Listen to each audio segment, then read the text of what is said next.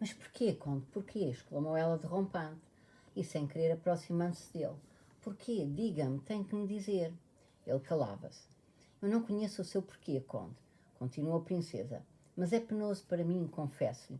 Por qualquer razão quer privar-me da amizade de outrora. Isso dói. Tinha lágrimas nos olhos e na voz. Tive tão pouca felicidade na vida que qualquer perda é difícil para mim. Desculpe-me, adeus, desatou a chorar e ia a sair da sala. Princesa, espere, por amor de Deus, gritou ele, tentando detê-la. Princesa! A princesa olhou para ele. Durante alguns segundos ficaram calados, olhando um para o outro. E o que era longínquo e impossível tornou-se subitamente próximo, possível e inevitável. 7. No outono de 1814, Nicolai casou-se com a princesa Mária e, juntamente com a sua mulher, a mãe Sónia, mudou-se para Licigori. Em 3 anos, sem vender a herdade da mulher, conseguiu pagar as restantes dívidas e, como recebeu uma pequena herança de uma prima falecida, pagou também a dívida a Pierre. Decorridos mais 3 anos, em 1820, Nicolai organizou de tal maneira os seus rendimentos que comprou uma pequena propriedade contígua a Licigori e já estava em conversações para voltar a comprar a herdade do pai, Otradnoi, o seu maior sonho. Foi por necessidade que começou a tratar da sua propriedade, mas não tardou a ganhar tanto gosto por este trabalho que ele se tornou a sua ocupação preferida e quase exclusiva. Nicolai era um proprietário simples, sem gosto pelas inovações, sobretudo inglesas, que na altura tinham entrado na moda. Ria-se das obras teóricas sobre agricultura, não gostava de fábricas, de produções de alto custo, de semear cereais caros e, de uma maneira geral, não se ocupava em separado de uma das partes da gestão da propriedade. Diante dos olhos tinha sempre e apenas a propriedade, e não este ou aquele setor da propriedade. Ora, na propriedade, o principal não era o azoto do solo e o oxigênio do ar, nem um arado especial ou um adubo, mas o instrumento essencial que faz funcionar o azoto, o oxigênio, o adubo e o arado. Ou seja, o mujico trabalhador. Quando Nicolai se pôs a tratar da sua propriedade e a estudar as várias partes, foi o mujico quem atraiu sobremaneira a sua atenção. Via o mujico não só como um instrumento, mas também como o objetivo e o juiz. A princípio, Nicolai observava o mujico, tentando perceber do que este precisava, o que este considerava bom ou mau, apenas fingindo que dava ordens e instruções, porque, na verdade, apenas aprendia com ele os métodos, a linguagem e as noções do que era bom ou mau. Somente quando compreendeu os gostos e as aspirações do mujico, quando aprendeu a falar na sua linguagem e a perceber o sentido oculto da sua fala, quando se sentiu familiarizado com ele, só então começou sem hesitações a dirigi-lo, ou seja, a colocar-se no lugar e no serviço que tinha a obrigação de ocupar em relação ao mujico. E a atividade de Nicolai começou a dar resultados brilhantes. Mal tomou posse da propriedade, Nicolai, por um qualquer instinto infalível, nomeou o administrador, o regedor e o adjunto, homens que teriam sido eleitos pelos próprios mujicos se estes pudessem elegê-los. Ora, homens nomeados nunca eram substituídos. Antes de estudar as propriedades químicas do estrume, antes de se aprofundar no débito e no crédito, como ele gostava de dizer ironicamente, verificava quanto gado tinham os camponeses e utilizava todos os meios possíveis para fazer aumentar o número de cabeças de gado.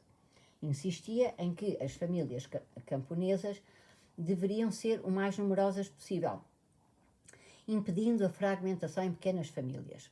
Perseguia os preguiçosos, os depravados e os fracos, tentando expulsá-los da comunidade. Nas sementeiras e nas colheitas controlava de igual modo os seus campos e os dos mujicos. E eram raros os proprietários que vissem as suas sementeiras e colheitas a ser feitas tão a tempo e que fossem tão produtivas como as de Nicolai. Com os servos domésticos não gostava de tratar, chamava-lhes parasitas, e como toda a gente dizia, fê-los desregrados e mimados. Quando era necessário tomar alguma decisão sobre um servo doméstico, sobretudo quando este tinha de ser castigado, Nicolai hesitava e aconselhava-se com toda a família. Porém, quando tinha a possibilidade de entregar para o recrutamento um servo doméstico em vez de um mujico do campo, fazia-o sem qualquer hesitação. Relativamente aos mujicos, nunca tinha dúvidas quanto às ordens a dar-lhes. Qualquer ordem sua, tinha a certeza, seria aprovada pela maioria, com exceção de um ou de uns poucos. Não se permitia sobrecarregar de trabalho ou castigar uma pessoa apenas porque lhe apetecia, da mesma maneira que não facilitava a vida a alguém ou o premiava só porque isso era seu desejo pessoal. Não sabia dizer qual era a bitola para o que se devia ou não devia fazer, mas na sua alma esta bitola era firme e inabalável. Muitas vezes, por causa de algum desaire ou confusão, costumava dizer com o nosso povo russo e imaginava detestar o mujico russo. Porém, gostava com toda a alma deste nosso povo russo e da sua vida, e só isso fez com que percebesse e aprendesse o único rumo e método de gestão agrícola suscetível de dar resultados. A Condessa Mária tinha ciúmes do amor do marido pela terra e tinha pena de não o poder partilhar, mas não conseguia compreender as alegrias e os desgostos que dava a Nicolai aquele mundo especial, um mundo estranho para ela. Não podia compreender por que razão Nicolai, no tempo das sementeiras, das cegas ou das ceifas, ficava tão animado e feliz quando, levantando-se de madrugada e passando toda a manhã no campo ou na eira, voltava à casa para tomar chá com ela.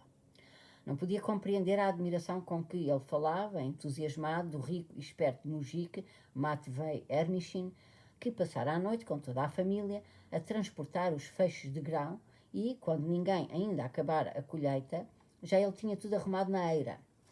A Condessa Mária não compreendia aquele seu sorriso tão contente debaixo do bigode e aquele seu piscar de olho quando, passando da janela para a varanda, via uma chuva quentinha e abundante a cair sobre o renovo da aveia, que estava em risco de secar.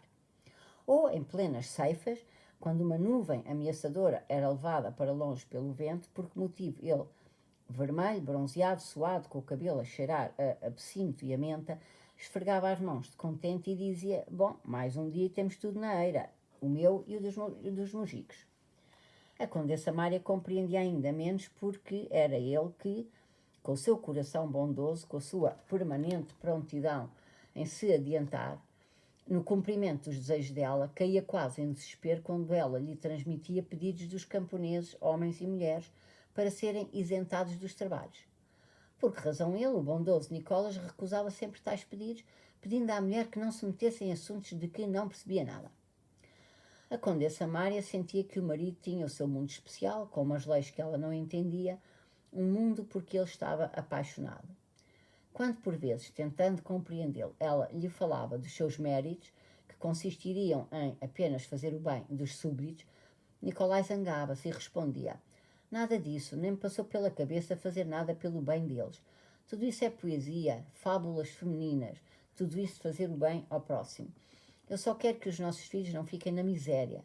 Tenho de lhes assegurar o futuro enquanto for vivo e mais nada. Para isso é necessário disciplina, rigor e isto, dizia ele cerrando o punho sanguíneo. E justiça, evidentemente, acrescentava, porque se o camponês andar nu e faminto, se tiver só um cavalo, não trabalha como deve ser nem para ele nem para mim.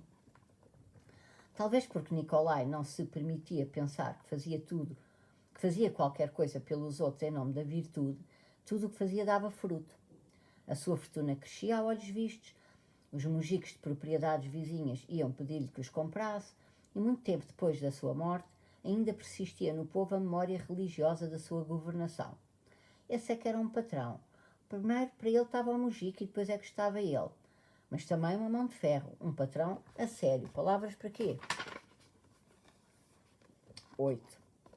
A única coisa que atormentava Nicolai nas suas tarefas na propriedade era o seu caráter explosivo em combinação com o antigo hábito, o sardo, de não ter mão nos seus punhos. Nos primeiros tempos não via nisso nada de censurável, mas no segundo ano do seu casamento a sua atitude a este respeito mudou subitamente.